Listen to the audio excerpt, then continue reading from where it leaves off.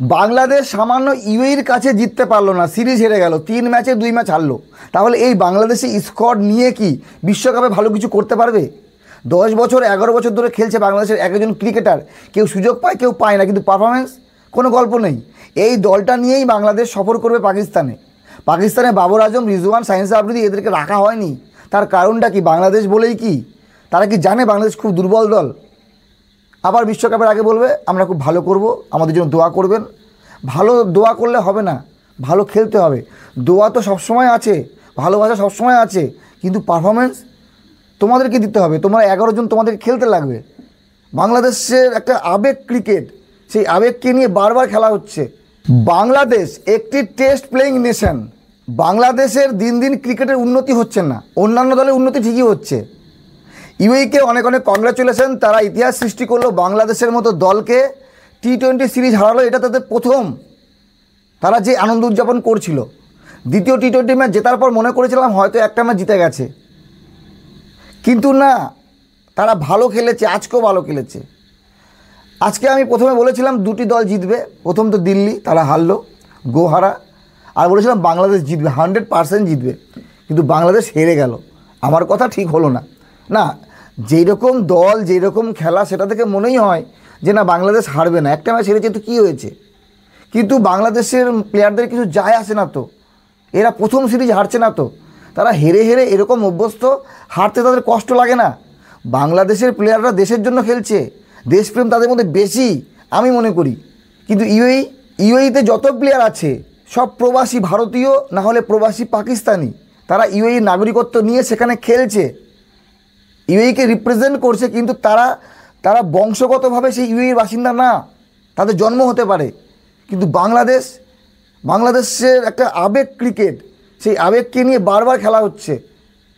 বাংলাদেশের দল একেবারে খারাপ না, কেউ বলে দেখাক যে বাংলাদেশ দলটা খারাপ। প্লেয়ার খেলতে পারছে না। 205 রান করেছিল কত ম্যাচে, কিন্তু ডিফেন্ড করতে পারেনি। আজকে তো যেমন তেমন করে 71 রানে 7 উইকেট, সেখান থেকে 162 গেছে।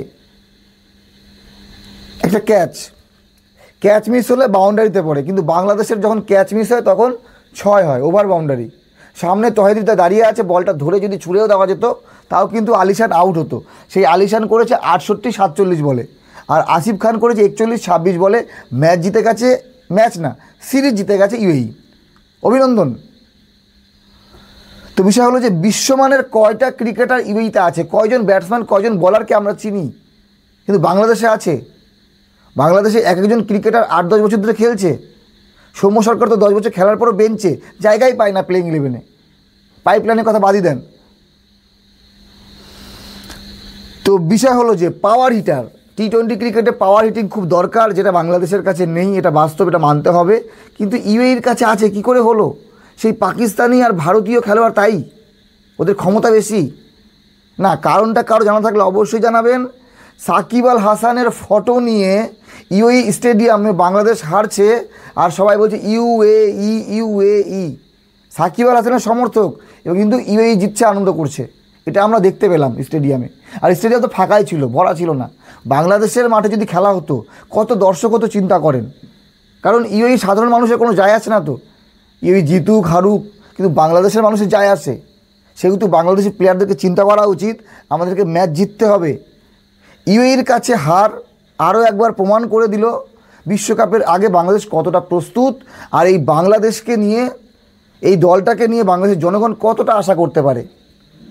একজন তো পোস্টার নিয়ে দাঁড়িয়ে গিয়েছিল, বাংলাদেশ যতদিন বিশ্বকাপ জিতবে না ততদিন আমি বিয়ে করব না। আরে ভাই, তুই আইবুড়োই মরে যাবি, তোর বিয়ে কোনো দিন হবে না। না, যেই রকম বাংলাদেশ খেলছে। আপনাদের মতামত জানাবেন। দর্শক বাংলাদেশের বেশি ইউএইর থেকে, ক্রিকেট বেশি জনপ্রিয় বাংলাদেশে। শারজাতে যতগুলো দর্শক ছিল তার মধ্যে 95% বাংলাদেশি দর্শক, মানে নিজের দেশকে সাপোর্ট করতে গেছে, কিন্তু দেশের পারফরমেন্স দেখে সাপোর্ট করবে আর কি। যাই হোক, অনেক অনেক শুভকামনা রইল, আগামীতে বাংলাদেশ ভালো কিছু করুক, এই আশা নিয়েই বারবার বলতে থাকবো যে বাংলাদেশ কামব্যাক করবে। পাকিস্তানে কি হবে? আজকে ইউএইর কাছে বাংলাদেশের এই অবস্থা, এই দলটা যখন পাকিস্তানে যাবে কি হবে? সেই জন্যই হয়তো বাবর আজম, রিজওয়ান, শাহিন আফ্রিদিকে পাকিস্তান স্কোয়াডে রাখেনি, কারণ বাংলাদেশ তো রেখে কি হবে। যাই হোক, জানি আপনাদের মুড খারাপ, তবুও আমি বলতে চাই সাপোর্ট করেন, একদিন বাংলাদেশ ঠিকও পড়ে যাবে। ভালো থাকবেন সবাই, ধন্যবাদ।